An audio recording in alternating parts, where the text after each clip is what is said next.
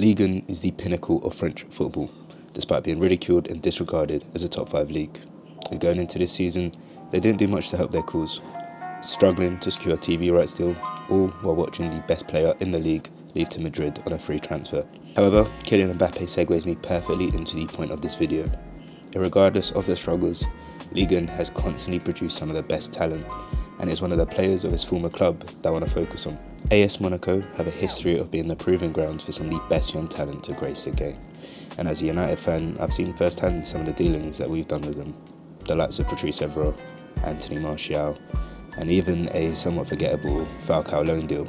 Monaco are a team that are ever present in European competitions, so we are constantly able to bear witness to the next crop of talents that they have in their disposal, with it being no different in 2025, as they find themselves again in a position where a team made up of quality young players are trying to show the talent that they possess.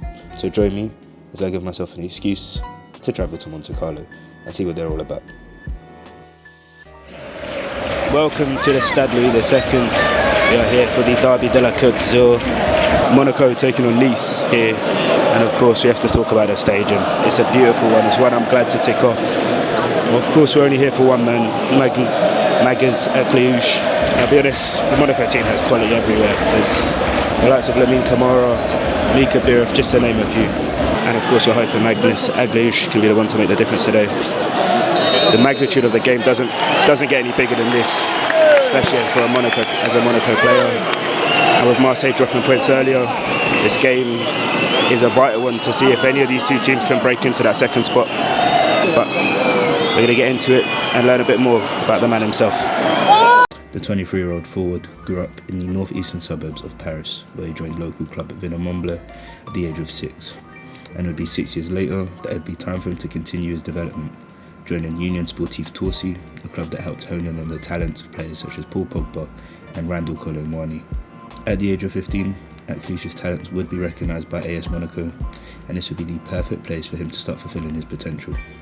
La Diagonale, a nod to the club's diagonal kit design, was formed in 1975, creating an academy to make up for the area's limited population and lack of youngsters playing football. This would allow the blueprints of the club to be set, bringing in youth prospects, applying an emphasis on nurturing and developing that talent, then providing a clear pathway for them to progress into the first team. This, alongside Monaco's ability to cater development differently based off each individual, is why we're seeing players like Akliouche flourishing in the first team setup. Very early on into this game, I was able to understand how intelligent Akliouche is. He's someone who is constantly looking to manipulate space, and from minute one, despite operating off the right, he drifted centrally to allow Wilfried Singo to bomb forward. Operating between the lines provided him the option to link the play from central midfield into the forward line. However, in the first half, his teammates didn't seem to risk the line-breaking passes into him. To adapt to this, his selfless running off the ball allowed him to bring the rest of his forward line into play. And his running wasn't just limited to the offensive end either. One of his biggest skills is the ability to press and win the ball back quickly. Akliouche made 3 tackles this game, with his per 90 average keeping him in the 86th percentile compared to other attacking midfielders and wingers. Alongside his relentless running, his passing ability is another one of his skills that set him apart from like-minded forwards.